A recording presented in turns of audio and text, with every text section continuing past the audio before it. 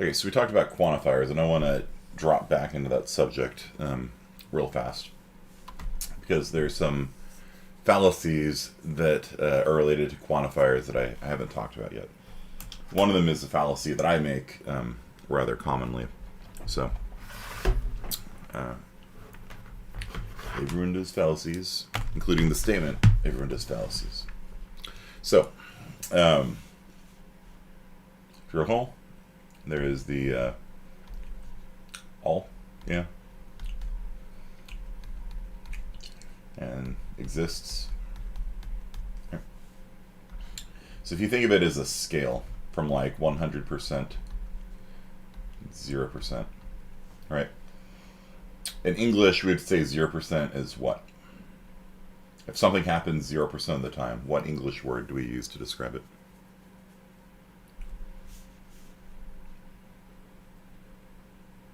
Never. Mm-hmm. Exactly. Never. And then if you have 1% or above, that would be there exists, right? You guys understand? So 1% and up is there exists. You know, if there's just one cat in America that has 2 legs, then there exists a cat with 2 legs in America. It would be a true statement. 100% is all. Okay. And then you can have other words in here as well. Like most, you know, most would be somewhere in this range. You know, somewhere around there would be most.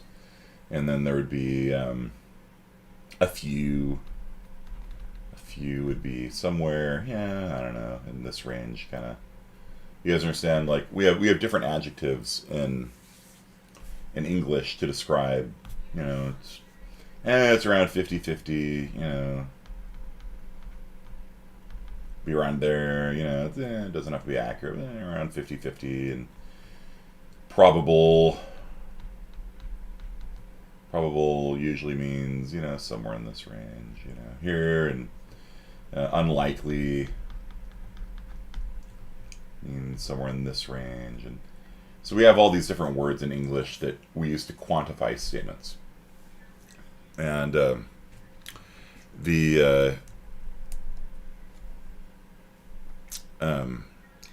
of the most common fallacies on the internet, like I talked about earlier, was erasing any nuance, right? Any quantifier from a statement. So there's 2 related ones. One of them is called all or nothing. All or nothing fallacy.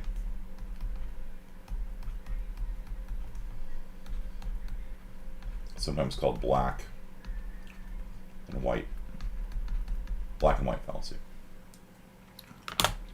For example, the one example I gave earlier was, you know, I think we should allow some more logging in forests in America. Person B says, "Why do you want to chop down all the trees?" Straw man also, but the source of the straw man is that they took the word some, which would be, I don't know, some would be somewhere in this range, you know. Maybe some would be somewhere in here. And they erase it. And they just turn it into all. Right? You know, one statement that you'll hear sometimes, like, all institutions in America are founded on institutional racism.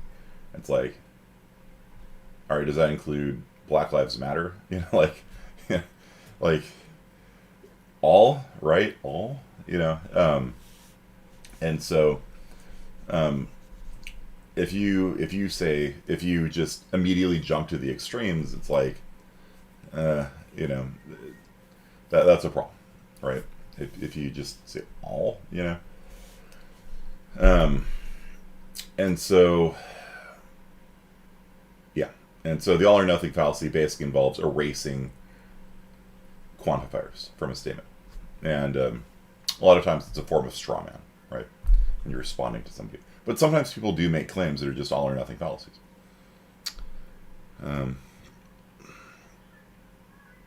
All Christians are horrible people.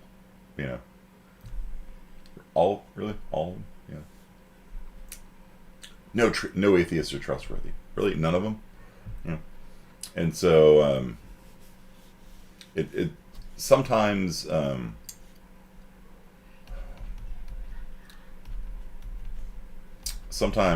people engage in what's called hyperbole, which means they exaggerate for effect. You know, I have never had a sandwich as good as this one. You know, hyperbole, right? And that's actually just a humorous use of the all or nothing fallacy, right? Really, you've never had a sandwich as good as okay, that's cool. You know, maybe it's true. I don't know, but like when people you know, say this is the best day ever, you know, maybe it is, but you know, probably you're just exaggerating, you know. And so yeah, so usually when people engage in hyperbole, that's very commonly they're doing an all or nothing fallacy, and if they're not doing it seriously, like you know, if you see some kid do a dramatic performance at their school, like they're in a Thanksgiving play or something like that, like, oh, that was the best play I've ever seen. Like, you know, you're being polite, you know, and that would just be hyperbole. But like literally, when somebody makes a claim and it's like, and it loses any nuance when it should have nuance, all or nothing fallacy.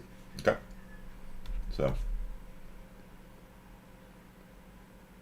yeah, and so that's usually when it happens, when you erase a quantifier. Okay, that makes sense to you guys? Can you guys in chat, can you say any time you've heard somebody make an all or nothing fallacy?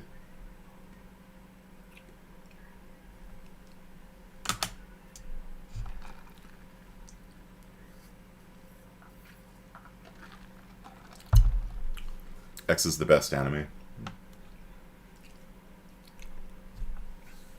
Maybe it is.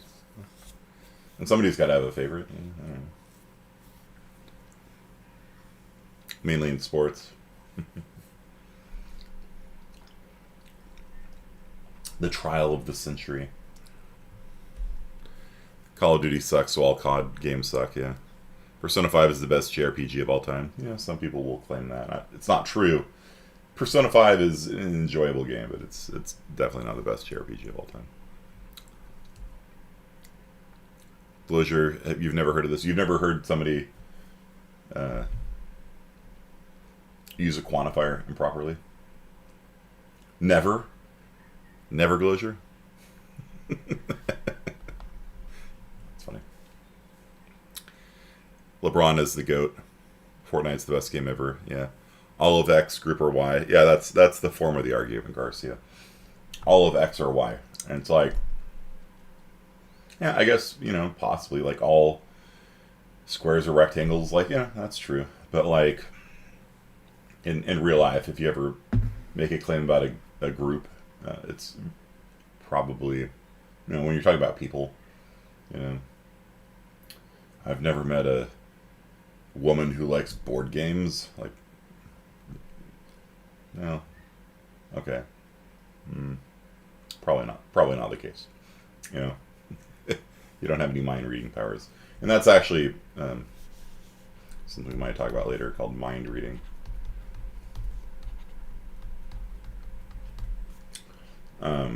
Where people believe they have telepathy. Just about anything competitive. Example of the Warriors, the best basketball team. Houston Rockets are dull.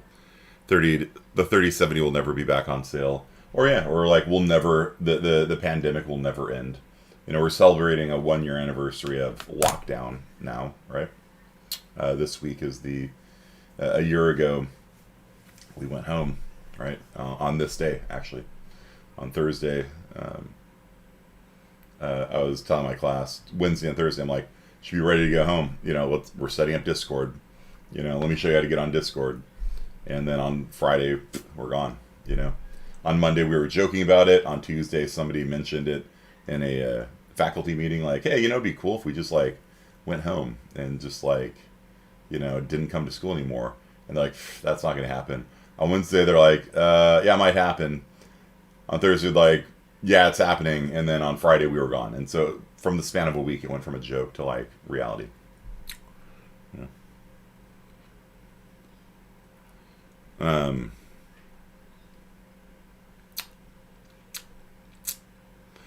Yeah.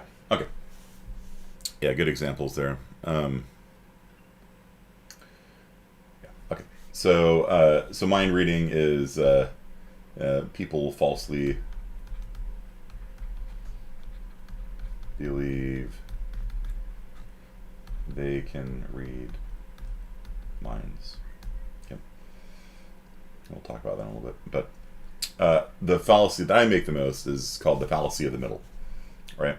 And so, fallacy of the middle. Okay. And so, this is not a fallacy necessarily if you're an Aristotelian, right? Because Aristotelians believe in sort of the harmonious middle, between cowardice and bravado is courage, and between starving yourself to death and gluttony is the right amount of food you should eat, and don't exercise too much, don't exercise too little, find a good exercise program that works for you. So for Aristotelians to believe that the middle is the right place to be, it's not really a fallacy. But let's say that you've got two people. Person A believes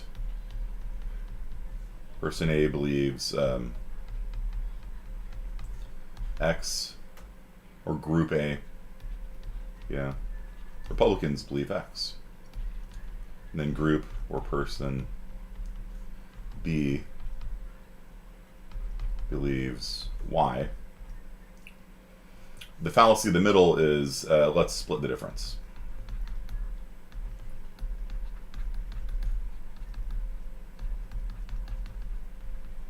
The correct view is in between these two extremes. So, for example, what are we talking about right now? If there's a budget, Republicans propose a budget that will send us $2 trillion more into debt. Democrats propose a budget that will send us $12 trillion more into debt. All right, let's split the difference and go $7 trillion into debt. Well, that's why it's the fallacy of the middle. Maybe neither of them are right. You know what I mean? Like maybe we should, not, right? An easy example of this would be like, let's say the Nazis proposed a genocide of Jews and gays and Romani and, basically anyone else they didn't like. So let's split the difference, just murder half of them. No, right? That's the fallacy of the middle, though. The fallacy of the middle is basically let's split the difference.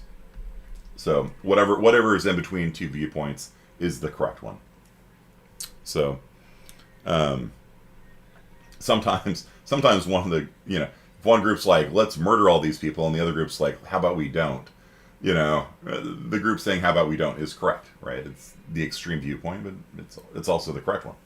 And hopefully, depending on your ethical system, if you're an anti-natalist, I don't know, maybe you're in favor of murdering a bunch of people. Probably not, though. Anti-natalists are just usually about not having any more babies, right? Have you guys heard of anti-natalism before? I occasionally encounter people online. I'll move it over here. Anti-natalism. Antinatalism is the viewpoint that it is unethical to have a kid. So, antinatalism is the viewpoint it is unethical to have a kid. And so there's various reasons why people are antinatalists. One would be like everybody suffers, and therefore, it's if you're one of these ethical hedonists, if you believe that no amount of pleasure can make up any amount of pain, then don't have a kid because they're gonna suffer pain at some point. They're gonna fall down, scrape their knee, and some of them think that the world's too crowded and stuff like that. So anti-natalists like nobody should have any kids, right? And then if you're like a Kantian, you're like, well, then the human race would go extinct, right? So let's split the difference in half the number of people. Like no, like you know, you know, splitting the difference is not always the right answer. Do you guys understand? So like, um, sometimes it is, right? Like, there's a big debate right now between what you would call like essentialism and social construction.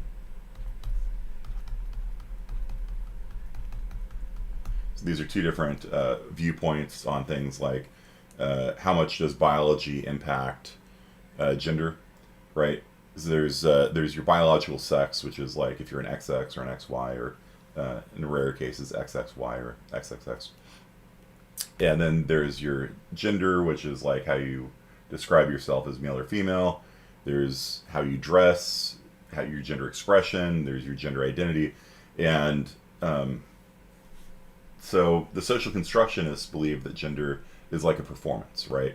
Like there's a archetype of what masculine means, and so all it means to be masculine is to take on the role like you're an actor. Like you put on a shirt and you know you go on stage and you perform being masculine, right? That men are supposed to be tough and don't cry and all this other stuff, and then essentialists say, well, your biology impacts your gender as well, right? So higher testosterone levels translate into different behavior as well, and so there's evidence for both of these, right? Like, and so in that case, probably splitting the difference, there's probably some truth, and usually in these big debates, there's usually some truth to both sides, and so a lot of the debate is actually an all or nothing fallacy instead, right? So sometimes splitting the difference. In this case, I think they're finding it, or like in the descriptionism.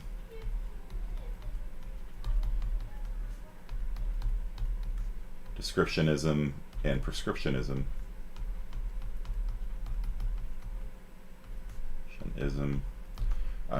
Sometimes splitting the difference, I think, is kind of where the actual truth lies. It's just my own personal opinion, because like if you're purely a prescriptionist, that purely experts define meanings, then you're gonna rule out slang and meanings shifting over time and stuff like that. And if you're a descriptionist, where like people sort of decide on what words mean, then essentially words have no meaning, and I could just start using rather than saying book, I'm going to say polar bear, and I'm going to start talking about polar bears. You guys are going to be very confused because you don't know that I mean that it means books, right? And so communication becomes impossible. If you're purely a descriptionist, there's no you throw away your dictionary. You know what I mean? And so communication literally becomes impossible if words don't have really any fixed meaning at all. And so, kind of, you can make a good argument that words do change over time, and people use words differently now than before. If you're there's a Christmas carol that goes, "Don we now wear gay apparel," right? The word "gay" didn't used to mean homosexual; it used to mean festive, right? And so that the word has shifted over time, right? And words, do shift over time. If you look at Shakespeare, it's hard to read Shakespeare because words have shifted. And also Shakespeare just made up words, which was kind of cool, but also part of the problem. So, Shakespeare would definitely be kind of a descriptionist. He's like, I'm just going to make up a word and use it. But at the same time, if all you do is just make up words, if I just made up, if everything I was saying right now was a word that I made up, you would not be able to understand me, And so, and a lot of times I think, if there's two positions that people argue and have evidence for, that you can usually find a midpoint between it. So this is not always the case. The fallacy in the middle is not always you can't just say that because somebody's splitting the difference that they're wrong, but at the same time, the whole point of the fallacy in the middle is that splitting the difference doesn't always make it right. And some people just say, let's split the difference and call it a day, but you still have to justify it. You know what I mean? So, I photosynthesize. Yeah, me too. So you go to martial arts also, Marco? Because that's the word I use for photosynthesis. It means doing martial arts. So don't want kids, but want a kid. Pets is the answer. Yeah, okay, that's splitting the difference in antinatalism. Right. So split the difference and have half a kid. Yeah. Thanos committed the fallacy of the middle. That's really kind of funny. Yeah. Yeah, we could eliminate everybody, or we can eliminate. No, let's just eliminate half of them. So. Yeah. So, yeah, it's so basically the two things that I wanted to talk about today was what happened to my pen? Fallacy in the middle, which is when people just split the difference and say, okay, that's correct.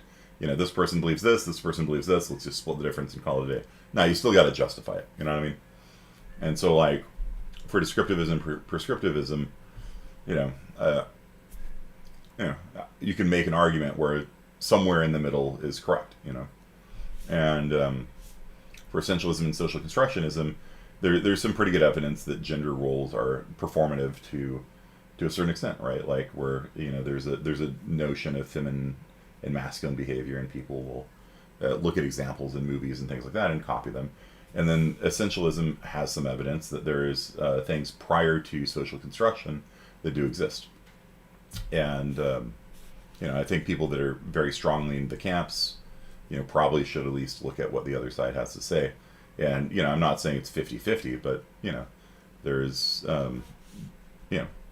just look at what the other people say and see if there's any common ground that you can find with them. I think the world would be a little less angry sometimes if you just sat down and seriously read what the other team had to say. So, all or nothing is a quantifier fallacy, and fallacy in the middle is also a quantifier fallacy. Okay. Will these fallacies be on Canvas? Yes. I will update the fallacy cheat sheet with them. Oh. So, we can do some more, I guess. We got 20 minutes left in class. Let's hit up some more. Okay. So, talking about privacy last time, how it tailors the news feed. Okay, so cognitive biases. And so, like with fallacies, it was kind of amusing when some students were like, wait, there's more fallacies? Yeah, there are. And there's also these things called cognitive biases. And so a cognitive bias is when people have identified scientists, cognitive scientists, let's say, psychologists, when they identify a shortcut the human brain commonly takes. And the world's a complicated place. And trying to understand the world and all of its complexity is difficult. Right? This is something that is constantly a problem when you deal with, like, that's an easy example, history. Right? So if you guys were to describe the 1960s in America in a sentence, how would you describe, or just say the first word that comes to mind? Either way, it doesn't matter. The 1960s in America. What's the how would you either describe it in a sentence, or just like use a word, or I don't know, use a GIF or something, meme? Either way, it doesn't really matter.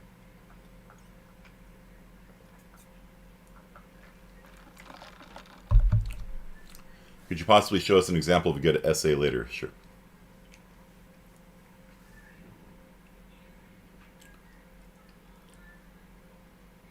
Hippies, war, activism, Martin Luther King Jr.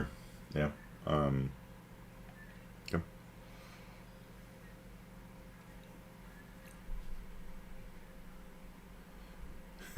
JFK saying we choose to go to the moon. All right. Yeah. Okay. Good. Yeah, and here's the thing, like, all of those are right and all of them are kind of wrong also.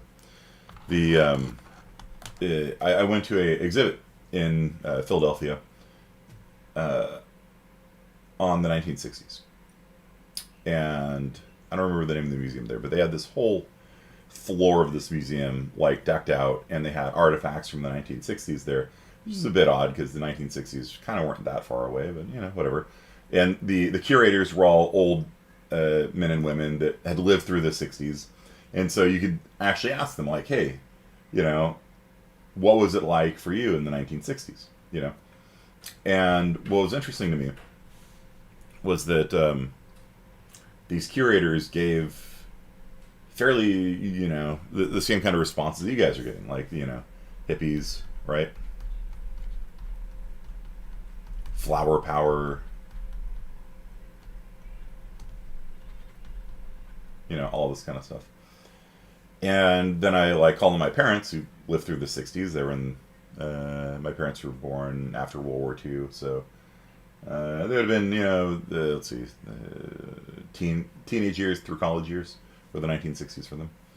And I'm like, so, what were the 1960s like? They're like, it was like the 1950s.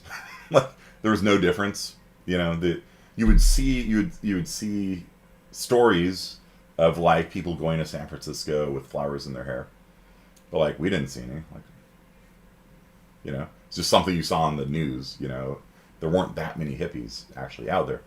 And I remember my mom said, I remember once driving down the street, and I saw a hippie like walking down the road, and I was like, oh, look, it's a hippie. Like they exist. They're real. And that was it for the 1960s. Like that. But it did influence my mom, and at the end of the 60s, she moved. So that'd actually be in the 70s. So it was the Summer of Love was 68 or 69, something like that. It was the Summer of Love. 67. Yeah. So at the end of the 60s, there was a so-called Summer of Love, and hippies came from all over San Francisco, the world to San Francisco. And so this was like, it made the news, and my mom's like, oh, California looks like a cool place. And there had been a lot of movies set in like, Beach Blanket Bingo and all these movies, showing how life was like in sun-dappled California and stuff like that. And I don't know, maybe you guys have encountered that stereotype as well. If you ever tell people you're from Fresno, like, oh, you must have surfing and such great weather. When I travel abroad, I have people tell me, oh, you must have such great weather in Fresno. Yeah, it's better than Michigan right now, It's better than Florida a couple of weeks ago with those ice storms, but yeah, there's no surfing here, dude, and the weather's not that great. So I just kind of nod, like, oh, okay, But like, that was the branding of California in the 60s, and a lot of people started moving to California because of the weather, or how good they thought the weather was. And so there was a big growth in Los Angeles and San Diego and stuff like that. And that's actually when my mom and dad both came out. And so they kind of believed the stereotype and moved to San Diego, and that's where they met each other. Yeah, here people get happy when it rains, right? Yeah, it's funny. For me, I always liked it because we got a chance to play board games, whenever it rained in elementary school. That was nice. Anyway, so cognitive biases are shortcuts the brain takes. Okay? So, for example, in the 1960s, there was like, I don't know, however many billions of people on the planet, 2 or 3 billion people, I don't know. There's a lot of people on the planet. And not all of them were hippies, and not all of them believed in flower power, and probably a lot of them, just even if we're just talking about Americans, right, weren't into free love and drugs and marijuana and driving around in a van, like none of that, right? My parents said, socially America was the same, at least where they lived, as the 1950s. But when I went to this exhibit at this museum in Philadelphia, it was like, that's what all the exhibits were, like people in these painted Scooby-Doo vans, driving around, having adventures out in the wilderness. And it was funny because I was like talking to my mom, like, hey, did you know that this is your generation? It was all the Beatles and, And so the point here is that the human brain simplifies things, and we try to have a simple handle on it. So the 1960s hippies, war, Cold War, Bay of Pigs, the Cuban Missile Crisis, drugs. That's the handle that we have on it to simplify it. But in reality, there were billions of points of view and billions of stories. And whenever you work with history, you have to keep in mind, there were a lot of people alive, in most points in history, and they all have different perspectives and ideas and things like that. I was in Europe in 1999, and I was in Switzerland, and I met an old woman who had lived through World War II. She was like in her 80s or 90s at that point. And I was like, oh, you lived through World War II. Wow. It must have been really hard. She's like, no, it wasn't. I'm like, what? She's like, we were in Switzerland. It was fine. I was like, oh. Yeah, I guess I didn't think of that, huh? Yeah, she's like, yeah, we were fine. We had plenty of food. Yeah, it wasn't a big deal. And all you hear about with World War II is how devastated Europe was, and the Holocaust was going on next door in Germany, and to be fair, Switzerland didn't really do anything to stop it, right? Like, they were sort of enablers for the Nazis, right? They were bankers and stuff like that. But at the same time, like, I don't think you could really expect Switzerland to invade Germany. They would get stomped, right? And France fell, and like the Battle of Britain, and she's like, no, it was fine. Yeah, we had plenty to eat. Yeah, and so the point is that the human brain will simplify in all sorts of ways, and so all of these things here are different ways the human brain tries to simplify the world, because the world is big and complicated. Okay, and so for example,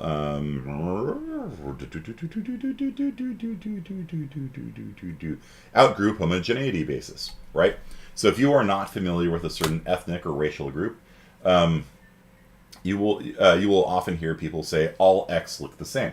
For example, when I went to China, people told me that all white people look the same, and I was like, "You realize I'm 6'6", right? Like, have you seen that? And so like I was told how hairy white people are, and I literally had Chinese people coming up and petting my arm.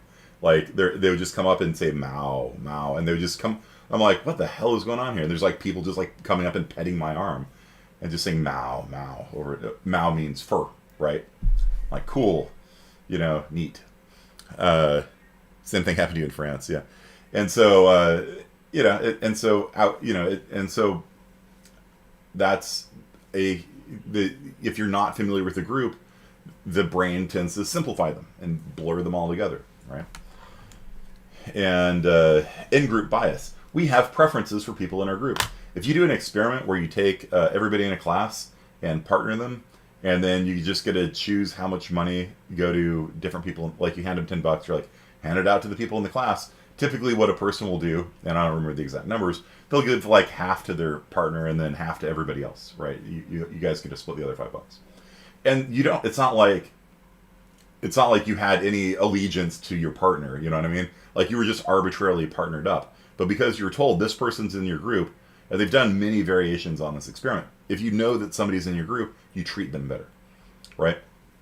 So for example, they did experiments where they would randomly put actors that were in on it into your group, and then they would have 3 people present their art, and the art was always the same, but based on which one had been assigned to be your group, they would rate that art higher than the other ones, and then the next volunteer would come in and somebody else would be in their group.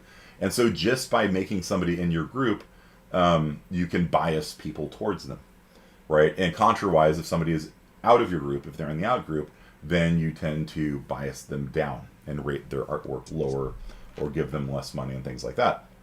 That's one of the bases of racism, right? And so, one of us, exactly. So, there's things like that, and when you understand how the human brain works, like the world's a lot less mysterious also. Like, why is there racism in the world? Well, if you identify with a racial group, then that racial group gets prioritized and the other ones get deprioritized. Halo effect. If somebody does something awesome, then they, down the line, you tend to treat them better as well. Naive cynicism, naive realism, biased blind spot. We notice flaws in others easier than we notice it in ourselves.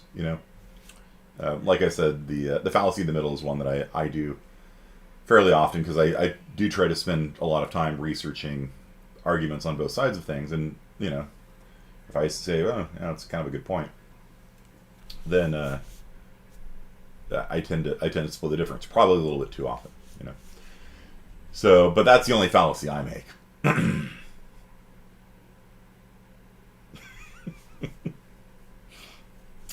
Yeah, lots of them. So, right, and the reason why I do that is it's too complicated. You can't hold the world in its uncompressed form in your brain, right? We have to compress the outside world. We have to simplify.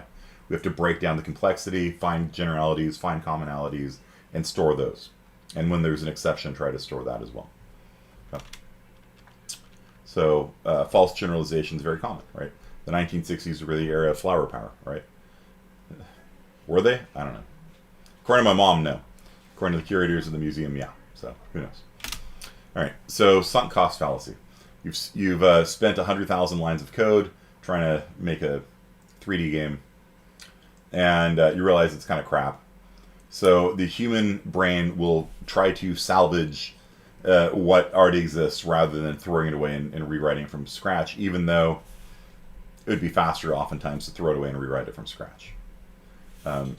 So if you've sunk a lot of money into a project, like you're trying to start up a new donut shop, and like it's just losing money, like people will stick with it because they don't want to be a quitter, or something.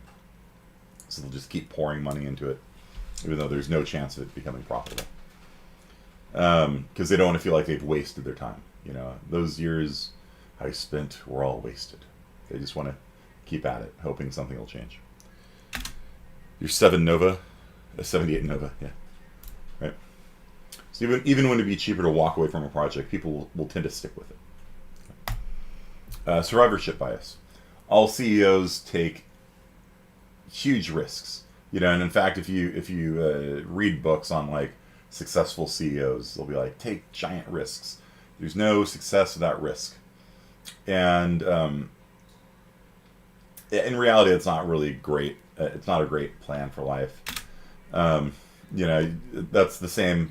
Like if you interview the people that win the lottery, all of them will recommend playing the lottery, right? And maybe not all of them, but like, yeah, my approach to winning was to buy lottery tickets. And if all you do is interview the people who won, do you guys see what the problem is here? If you only interview the people that won the lottery, you're going to get a distorted view of proper strategy, right? Like the correct strategy for playing the lottery is to not play the lottery. But if all you did was interview the people that won the jackpot, you would walk away with like, oh, well, I should play the lottery as well. And in fact, that's how the lottery advertises it. They always, the lottery always runs advertisements of like, Mr. Torres won $1 trillion. Like, he could. There's no reason why you couldn't win $1 trillion also. He's just like you.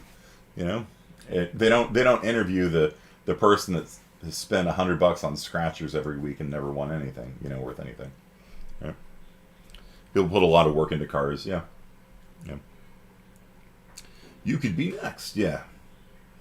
It could be you. They don't say it will be you. Just say it could be you. There exists a, right? Modal, right? Where's my pen? Right? They're not saying it's necessarily you. They're saying it's possible it could be you. It's a much weaker claim. But because people erase quantifiers, it could be you. Sounds like it. I don't know, maybe it's a 10% chance. No, it's not a 10% chance. It is nowhere close to a 10% chance. What I mean? Like, the human brain, another cognitive bias is the human brain is very bad at dealing with percentages less than 1%. So whenever there's a very low probability event, the human brain tends to simplify it down to about 1 or 2%. That's about as low the human brain can actually understand. If you have a 1 out of a million chance of getting eaten by a shark, it doesn't matter. It's a one, it's a low but possible chance, So, all people who play with Tom Brady will be in the Super Bowl. Since I won the Super Bowl, I should play with Tom Brady. Yeah. Holding on to your scratches can be used as a write-off for taxes. Yeah, still not making money. All right. So the problem with only studying people who succeed is that you ignore all the people who fail, right? So, if you don't interview the people that fail, that took this strategy and failed, like a lot of my friends took that strategy. We're going to take a big risk. I'm going to borrow money from my family. I'm going to open a restaurant. They borrowed $100,000 from their family members. Not my family, thankfully. Started a restaurant. Failed. All the money gone. And then they stayed with it for longer than they should. Sunk cost fallacy. Pouring more money into it, trying to get loans, etc. And then folded. Right? It's very hard to run a restaurant. It's very hard to run a successful restaurant.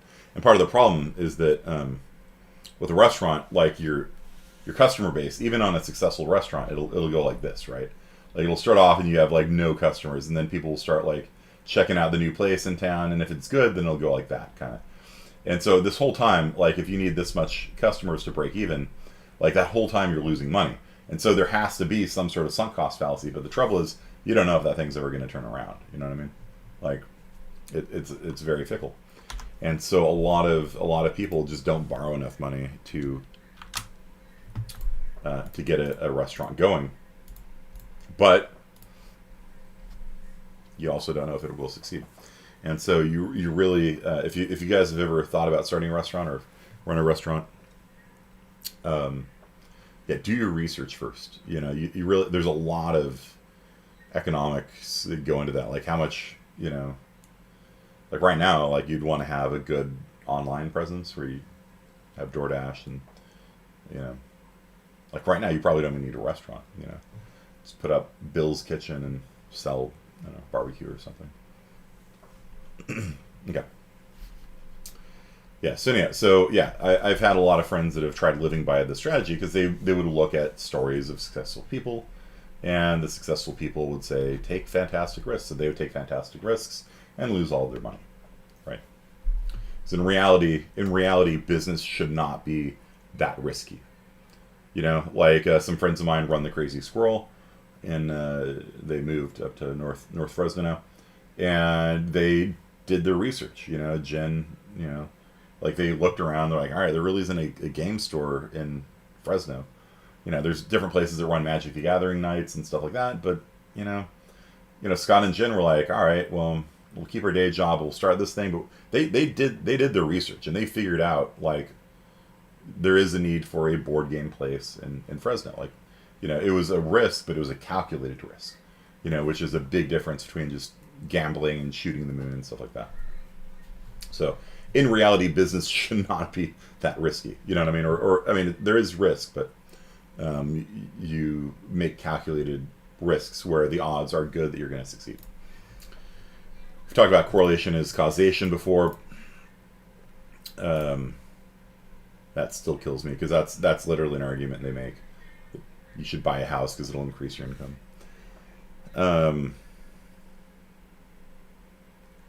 I was going to talk about mind reading today, so let's talk about that. Skip ahead a little bit. Mind reading is when you falsely believe you can read the mental state of other people. Very common thing.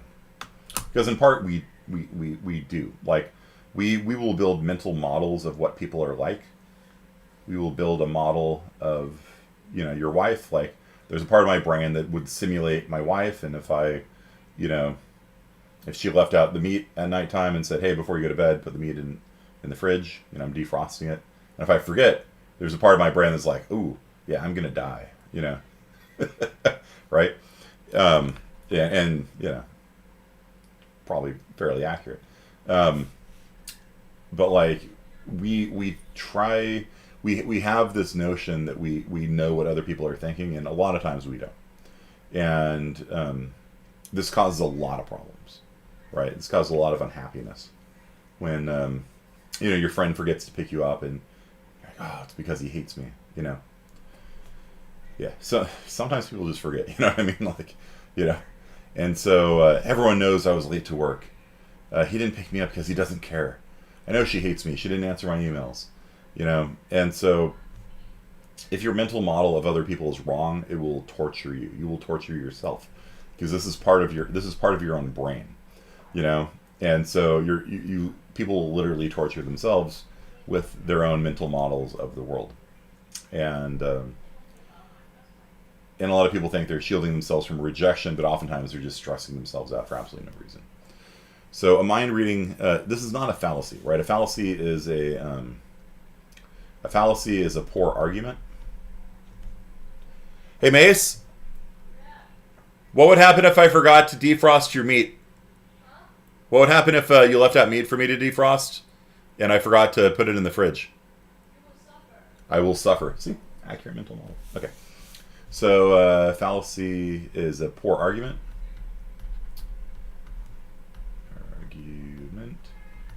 And a cognitive bias.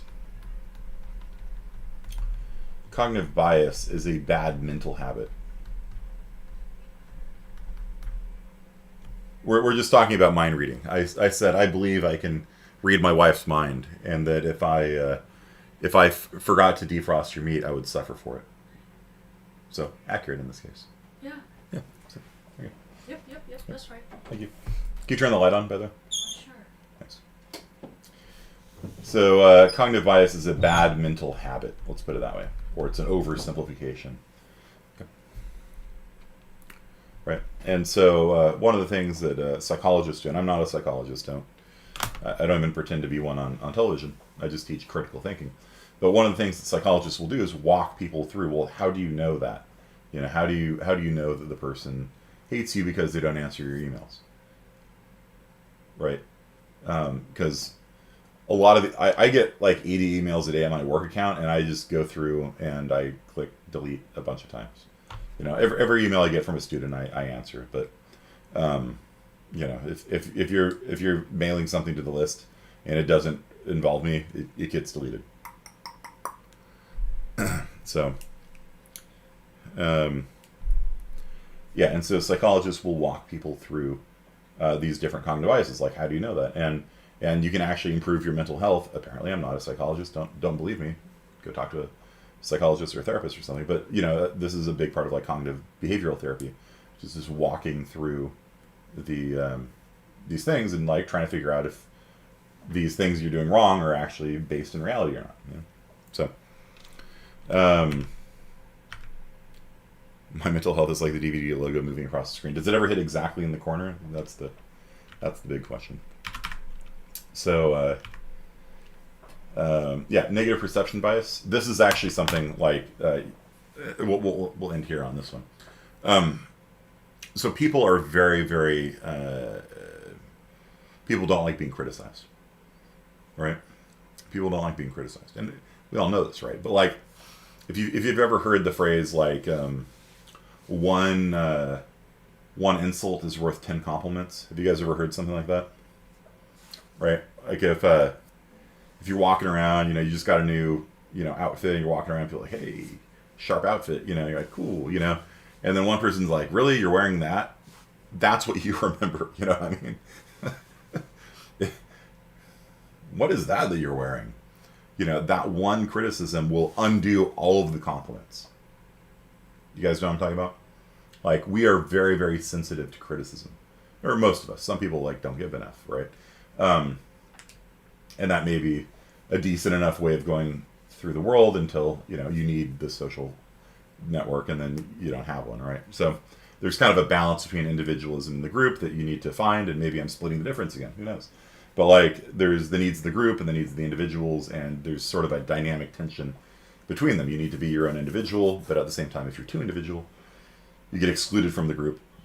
So anyway, so negative perception bias, it'll ruin your day, right? You'll hear people say it'll ruin your day if you just get one negative compliment. And so the when I was walking around Gen Con in 1999, I think it was, I've published 20 or 30 Dungeons and Dragons modules over the years. I don't know, something like that. You can find some right now on dmsguild.com. Click that like and subscribe button. So I was walking around. No, it wasn't Gen Con. It was, what con was it? Winter Fantasy, maybe? Now called the D&D Experience. I don't know. It doesn't matter. But it was at a nationwide Dungeons and Dragons convention, and my game was premiering there. And so my game came out at this convention, and there were hundreds of tables all playing my game, and it was a cool thing walking around. I was just kind of walking around like, just listening in, hearing the dungeon masters reading my words. And the wizard came out of the tower and said in a booming voice, and I'm just walking around, and the wizard came out of the tower and heard him. And I'm just like walking around, and like, oh, what do you guys think about it? Oh, we love it. Oh, cool. Awesome. And I'm just like walking around, just like kind of, enjoying, having hundreds and hundreds of people playing my game. And then this one guy, Greg Dreher, who I still remember the name because he told me, not really my cup of tea.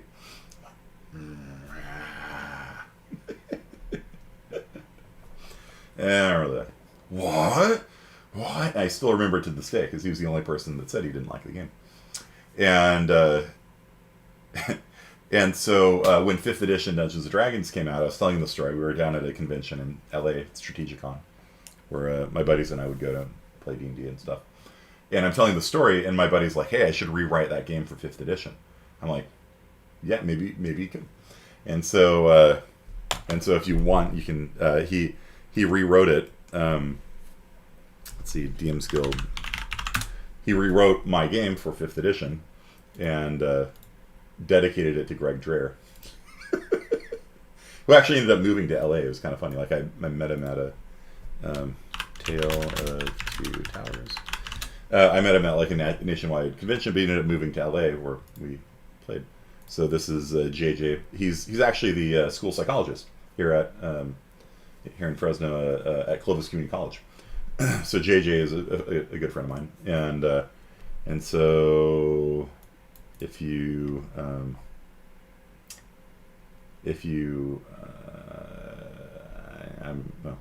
I have it on my computer somewhere, but if you open it up on the cover page, it says dedicated to Greg Dreher on it, because that's how much negative criticism affects us, right? Or at least it affected me, right? So yeah, and so that influences our risk taking and things like that.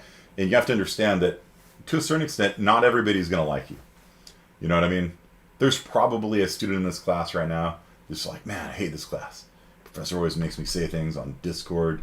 I don't want to say things on Discord. Man, what's up with that? There's probably students like that, and you just have to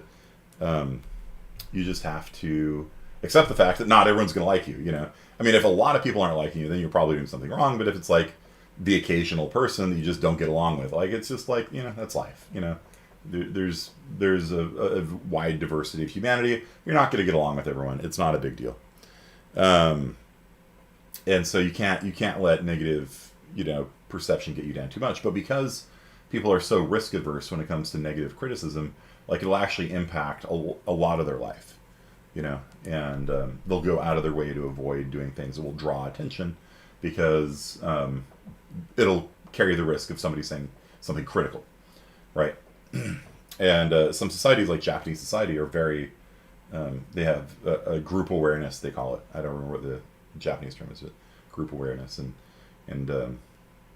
you try to assess the values of the group you're in, what kind of clothing you're supposed to wear, what hair color you're supposed to have, and you don't want to be too far on either extreme. You want to kind of be near the middle, and so it's literally the fallacy of the middle, but taken very seriously. So, all right, so that is it for today. I will put up these things into the cheat sheet, and I will update the cheat sheet and put it back up on Canvas for you. Yeah, I'll post the link for my buddies. I don't get any money for it.